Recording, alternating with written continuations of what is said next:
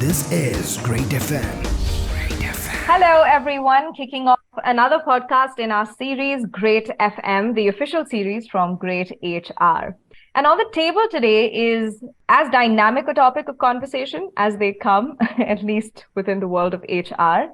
And while the productivity chase has come and gone out of fashion, it's very hard to deny that one of the most, primal and institutional aspects of a functioning workplace is to have a workforce that cares, essentially. One that is motivated to contribute to your success, motivated to earn their own keep, and of course, get what they can from their time at a company.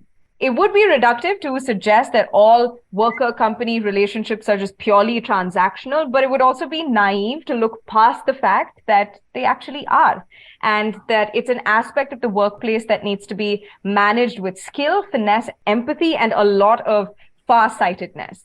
Managing employee performance. That is the dynamic topic of conversation I have been talking about. It's always changing in its, how do we do this? What is valued? What are the behaviors that matter? What are the expectations that you have of your employer?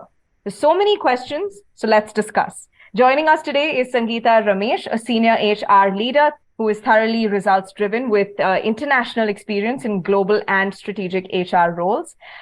She holds a master's in both psychology and human resources and has acquired extensive HR expertise in different business sectors, focusing on people transformation, innovation, and organizational development areas. So some very helpful perspectives coming through in today's conversation. Hi, Sangeetha. Welcome to the podcast.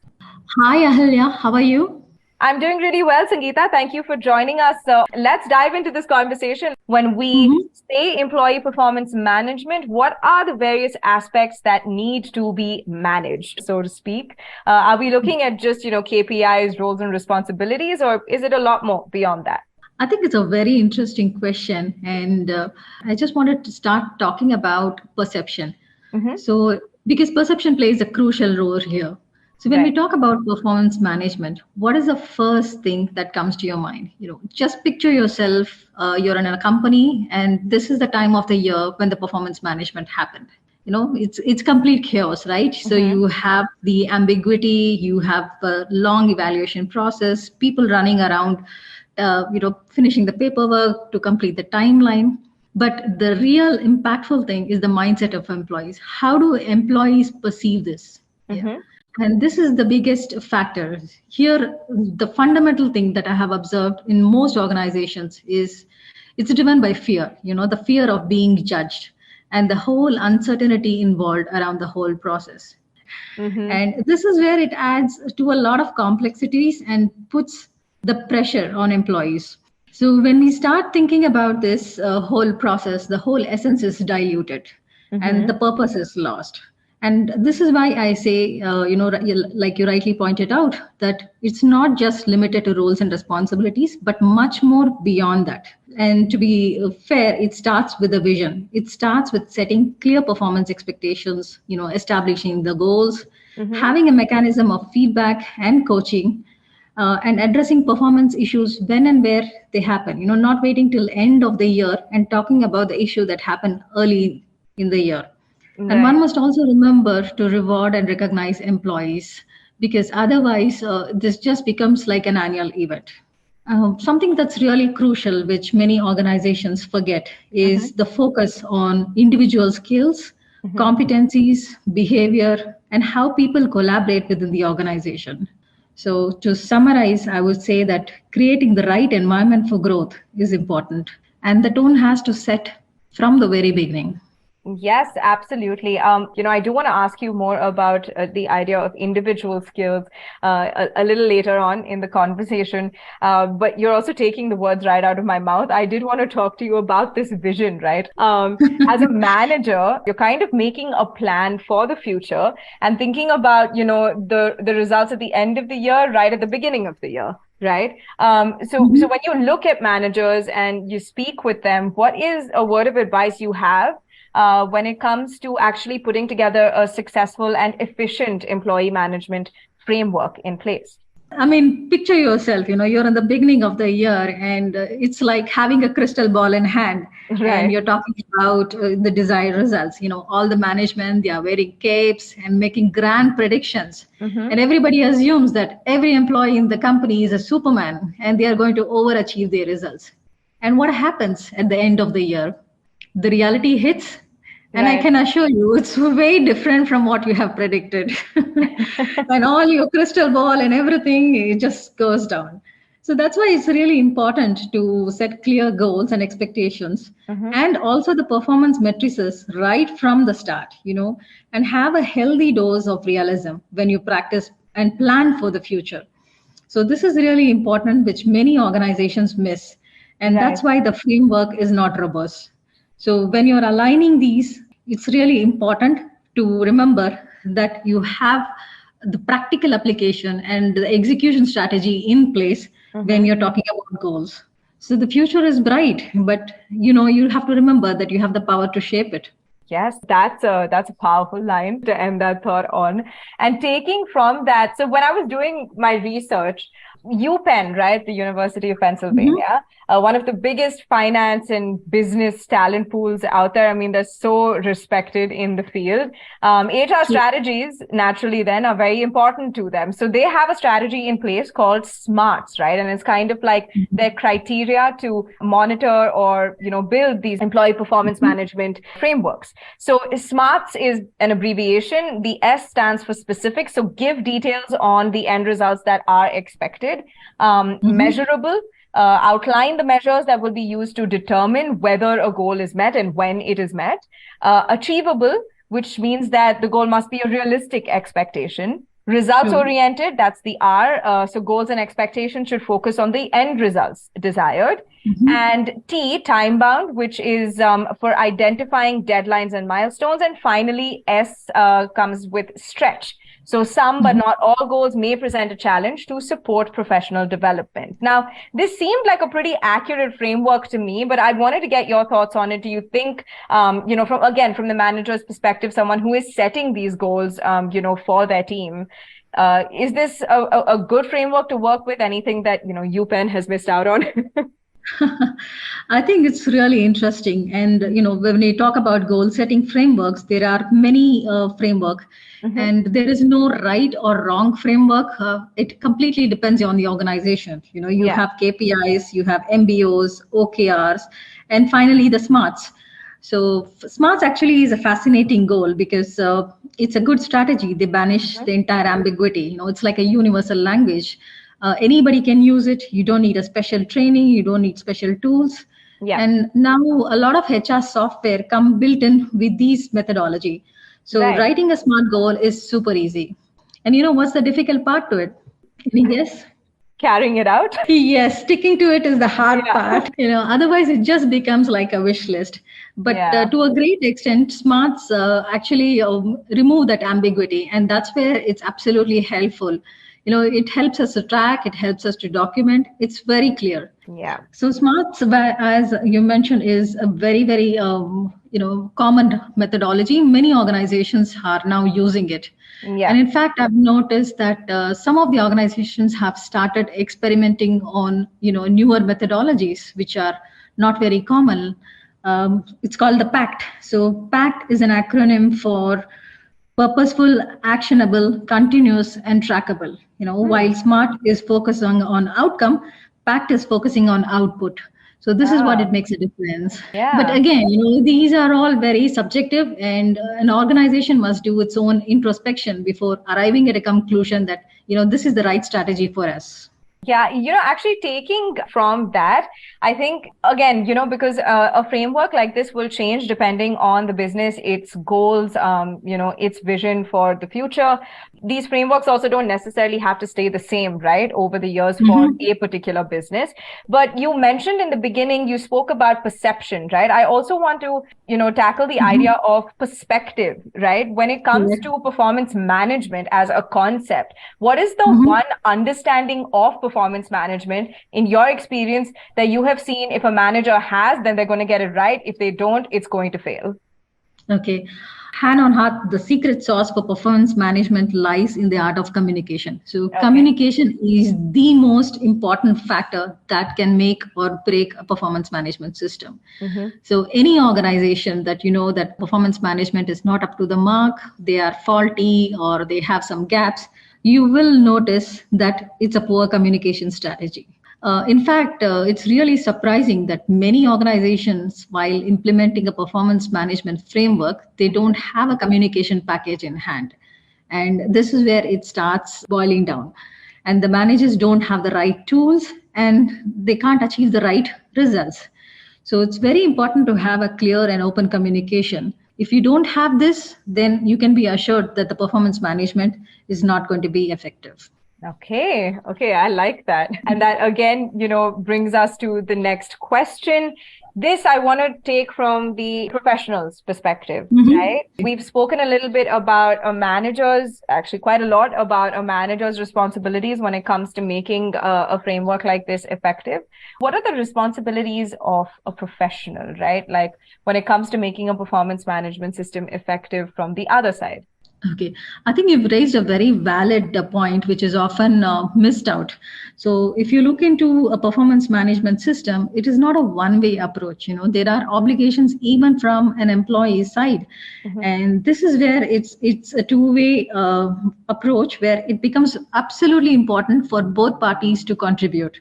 Right. So let's say the leaders and the company empower and enable the employee. It's important that the employee demonstrate the right behaviors. They are accountable, they need to be professional, and they should also collaborate because collaboration is ultimately the most important thing for a team's success. So we should not forget the organizational values because they have a significant role when it comes to how people perform and how people behave. So these things needs to be inculcated right from the inception. And it's everybody's responsibility.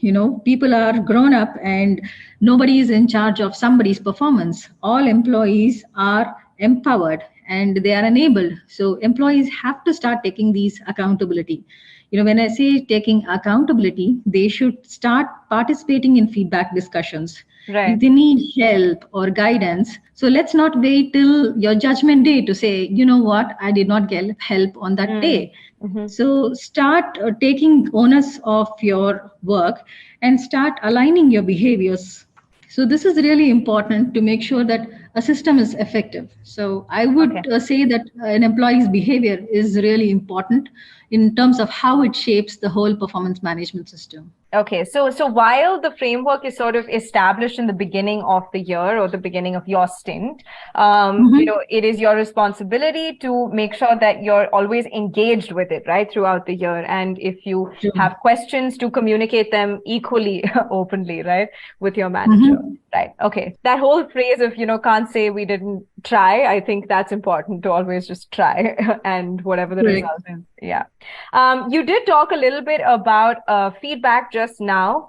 From our discussion so far, it seems inarguable that an open culture of communication, as well as an official and formal feedback mechanism, is pretty vital to make sure that performance management is effective. So how does one go about establishing a good feedback mechanism? Okay, I just want to summarize this in 3 simple steps, so to make it really easy. The first thing is a transparent and open communication. So when we are having expectations, it's really important to communicate this to employees absolutely clearly. And having a clear mechanism, to communicate and have a feedback. If employees are unsure of communication, then having a training is really helpful. The second thing is around having regular check-ins between managers and employees.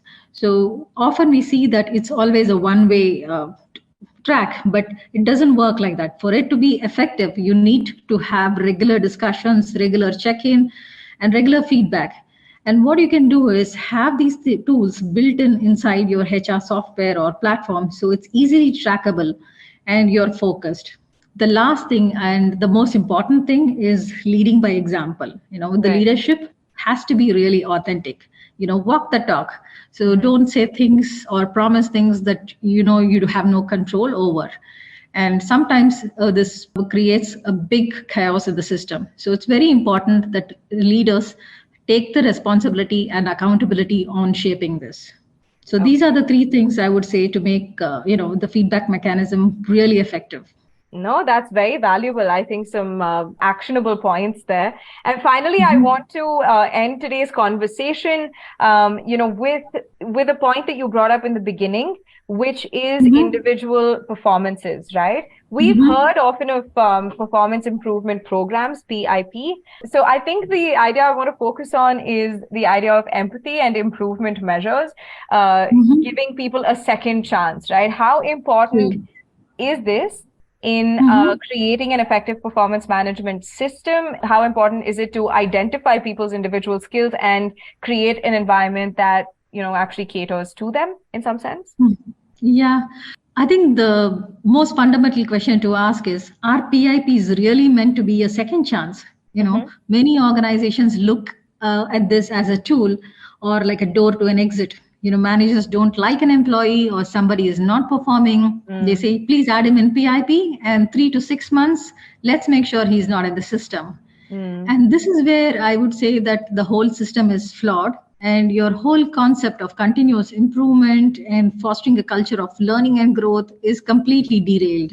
Mm-hmm. So, the real essence of PIP is when you're truly giving the second chance, you're preserving its essence.